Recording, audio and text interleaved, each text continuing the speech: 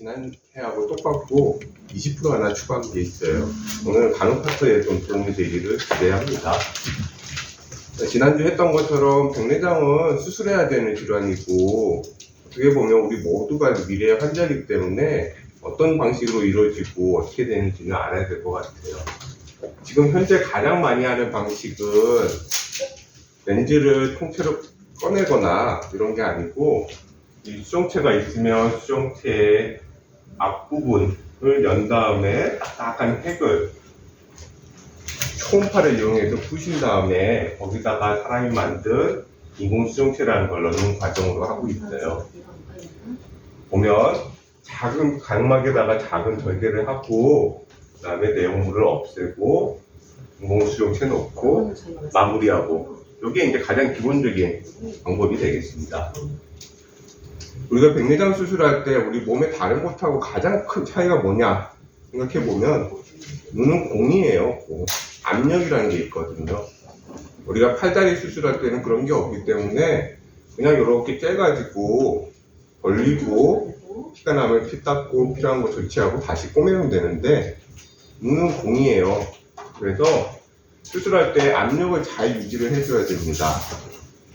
공 안에 핏줄도 있고 작은 구조물들도 있기 때문에 그런 것들이 상하면 안 되기 때문에 주의하셔야 됩니다. 너무 압력이 높게 되면 어떻게 되겠어요? 주지에 있는 그런 아주 예민한 신경들이 손상도 오고, 또 어떨 때는 이런 안에 있는 내용물들이 압력 때문에 밖으로 이렇게 튀어나오는 경우도 생길 수 있습니다. 압력이 너무 낮게 되면 안에서 피가 나거나 아니면 짜부러지면서 여러 가지 조직 손상들이 일어날 수가 있겠죠. 그래서 이런 압력을 우리가 잘 유지를 하려면 그 안에다가 뭔가를 채워주거나 또는 기계를 이용을 해서 그 압력을 유지를 해줘야 되는데, 그 대표적인 게 이제 약간 찐득찐득한 젤리 같은 물질을 눈 속에다 넣어서 압력을 유지를 하면서 수술을 할 수가 있고, 또는 이런 기계를 이용을 해서 기계에다가 이렇게 줄로 연결해서 압력을 유지할 수도 있습니다. 자, 첫 번째 과정은 아주 얇은 나이프를 이용을 해서 각막이라는 부분을 이렇게 뗀 다음에 거기다가 점탄물질, 눈 속에 있는 물 성분이 훅 빠져나오지 않도록 점탄물질을 채워서 공간을 확보를 합니다. 두 번째는 그 공간을 확보한 곳에다가 아주 얇은 바늘이나 아니면 집게, 또는 어떤 경우에는 레이저 같은 걸 이용을 해가지고 이렇게 앞에다가 뚜껑을 캔 뜯듯이 이렇게 뚜껑을 만들어요. 이렇게 동그란 모양으로 뚜껑을 만든 다음에, 그 다음에는 우리가 얇은 주사기를 이용을 해서 이 껍질 부분하고 안에 있는 내용물들을 이렇게 분리를 시킵니다. 껍질은 놔둘 거고 내용물만 뺄 거기 때문에,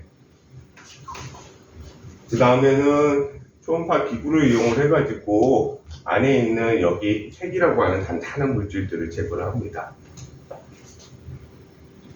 다음 과정은, 핵은 이제 단단한 건 없어졌고 얇은 피질 조직들이 남아있는데, 이거는 이렇게 동그랗게 생긴 팁을 이용을 해서 이쪽에 있는 얇은 껍질이 터지지 않도록 조심스럽게 이 피질 부분을 하나씩 제거를 합니다. 그 제거하고 나면 이제는 큰 요 비닐 주머니처럼 이렇게 생긴 팩이 남아있거든요. 거기다가 우리가 사람이 만든 인공수정체라는 것을 여기다 접어가지고 이렇게 앞으로 넣어주면서 자리를 잡도록 합니다.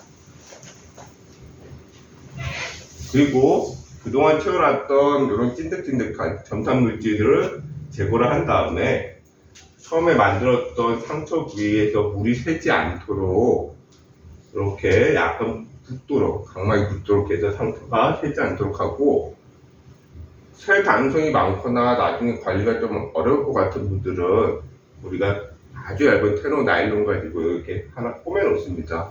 그러면 눈을 비비거나 이런 경우에도 아주 튼튼하게 버틸 수 있기 때문에 그런 경우도 생각해 봅니다. 보통 나일론 꼬매 놓으면 빨리 빼는 분들은 일주 만에 빼는 경우도 있고요. 저는 보통 한 달째 또는 경우에 따라서 쭉 놔둬도 눈에 문제를 일으키지는 않습니다. 자, 여기까지가 이제 우리가 늘 보던 내용이고, 요번에 추가한 거는 이제 산동이 잘 안 되는 사람들이 있어요. 백내장 수술하려면 현미경으로 이렇게 들여다보고 하는데 동공이 작은 사람들이 있어요. 그러면 수술 자체가 이렇게 들여다보고 여기 안쪽을 수술한다는 건 굉장히 어렵고 때로는 위험도도 아주 올라갑니다. 게다가 동공이 잘 안 커진다는 얘기는 그 주변에 있는 조직들도 뭔가 아주 정상적인 반응을 안 한다는 얘기거든요.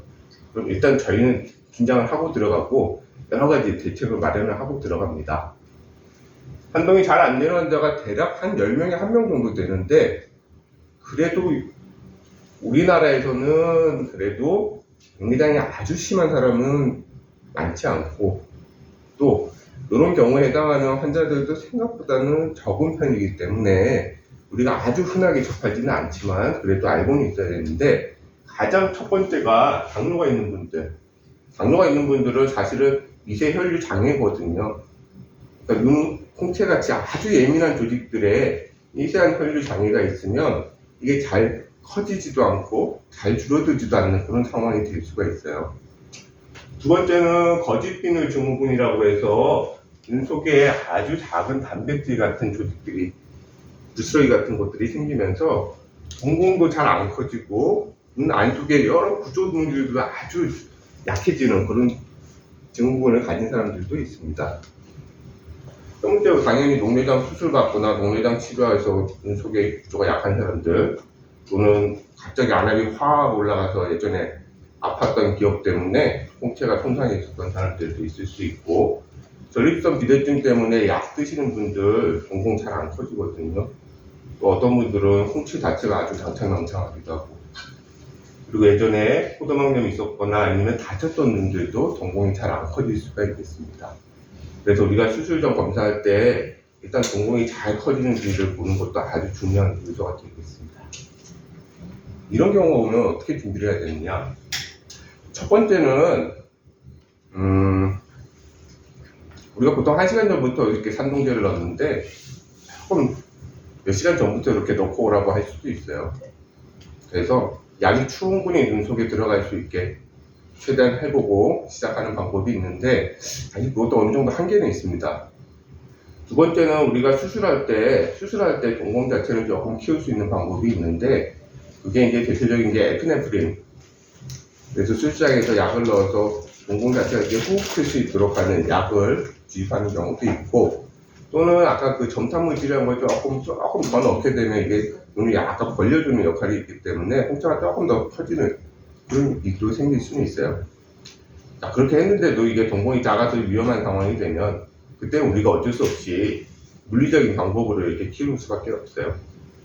그래서 키울 수 있는 여러 가지 기구들이 여태까지 나와 있는데 크게 보면 한 대략 4가지 정도 됩니다. 첫 번째는 여기 아이리스 리트랙터인데 조금 이렇게 지팡이처럼 생겼거든요. 이렇게. 그래서 각막의 가장자리 쪽을 이렇게 작은 나이프로 뚫어가지고 실제로 갈고리처럼 생긴 걸 이렇게 밀어놓고 홍채를 걸고 쭉 당겨서 이렇게 실리콘 슬립으로 이렇게 당겨 놓으면 이게 딱 이렇게 고정이 됩니다. 각각 원하는 방향에서 이렇게 고정을 하게 되면 충분히 요 시야를 확보를 할 수가 있으니까 우리가 수술을 할 수 있고, 또 아이리스 리트랙터의 장점은 뭐냐면 이게 우리가 원하는 곳에다가 뚫어가지고 설치를 할 수가 있거든요. 다른 애들은 이게 딱 형태가 정해져 있는 것에 비해서 얘는 우리가 원하는 곳에다 할 수 있으니까 그런 장점이 있어요. 또 하나는 이 갈고리의 역할이 상당히 넓게 쓰일 수가 있는데, 우리가 아까 이렇게 CCC하고 그리고 캡슐 여기 주머니 뚜껑 땄잖아요. 따고 나서 이게 이 캡슐 주머니 자체가 아주 흔들흔들한 경우가 있어요. 아까 거짓비늘 증후군처럼. 그런 경우에는 우리가 수술하면서 이게 계속 흔들리면 이 조직 자체가 아주 약해지거든요. 그럴 때는 아예 이 껍질에다가 이 갈고리를 이렇게 걸어서 하는 경우도 있을 수 있겠습니다. 활용성이 아주 대단하다. 단점은 시간이 많이 걸려요. 하나씩 뚫어야 되고, 이거 하나씩 밀어넣어서 다시 하나 걸어야 되고. 요거는 이제 말류진이라고 해서 나온 지는 꽤 오래됐어요. 사각형 모양의 아주 탄성이 좋은 고리로 되어 있어요. 그래서 얘는 이런 막대기 같은데 이렇게 미리 들어가 있습니다. 안에 들어가 있고 또 하나 보조기구가 이렇게 갈고리처럼 생긴 게 여기로 들어갈 수가 있는데 이 경우는 이제 이 가장자리에 있는 이 고리 모양에다가 홍채를 이렇게 끼운다고 보면 됩니다. 그래서 메인 운드로 들어가서 이렇게 끝부분 먼저 걸고 양쪽을 걸고 여기는 안 걸리잖아요. 여기 나오는 부분을 갈고리를 이용해서 이렇게 당겨서 이렇게 딱 집어넣는 방법이 됩니다. 알려진 내용은 장점은 빨라요. 아이리스 루테이터 10분 동안 이렇게 할 때 요거는 한 30초만 합니다. 대신에 요 고리가 아주 얇기 때문에 조금 경험이 부족한 사람들은 홍채를 찢어먹는 경우가 있어요. 그래서 약간의 능숙함이 필요하다. 그리고 나중에 뺄 때도 여기 걸려가지고 홍채 다칠 수 있거든요. 그것도 좀 요령이 필요하다. 그런 게 이제 장단점이 되겠죠.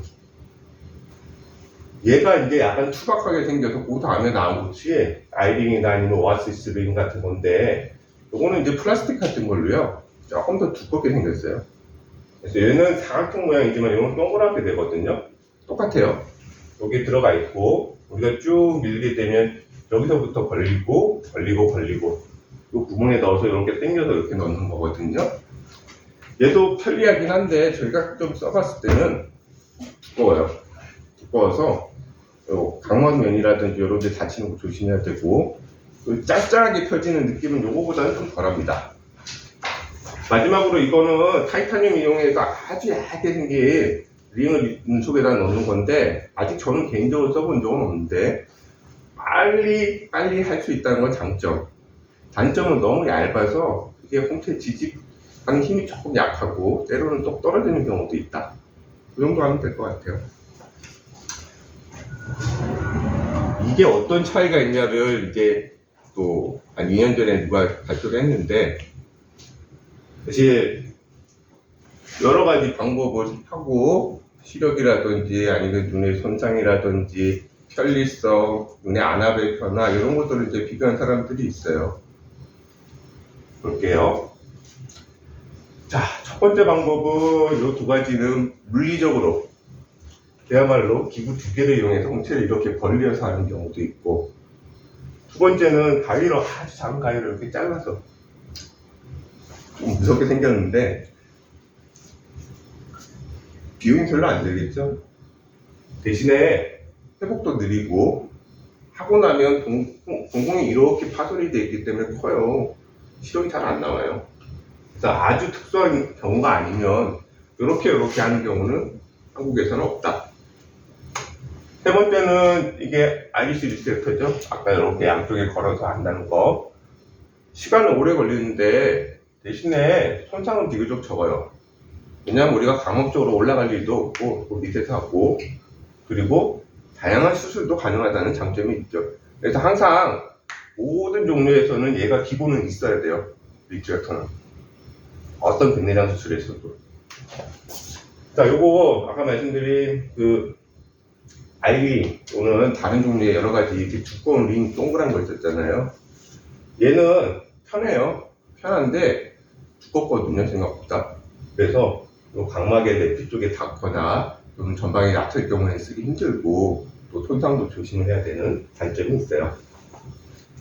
요거 마찬가지로 아까 헥사린이라고 했던 그건데 이것도 역시 편리하지만 아주 얇아서 조금 이탈될 수 있잖아요. 그러면 역시 각막 표면에 손상 조심해야 됩니다. 널유진 내용은 이런 식으로 들어가거든요. 이렇게 그리고 이렇게 들어가 있죠. 이렇게.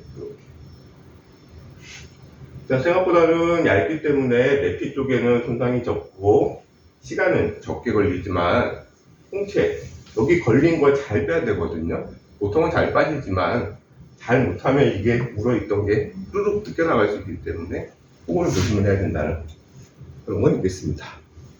그래서 오늘은 여기까지 얘기하고 다음 주에는 이제 백내장 수술에서 일어날 수 있는 문제점이랑 그리고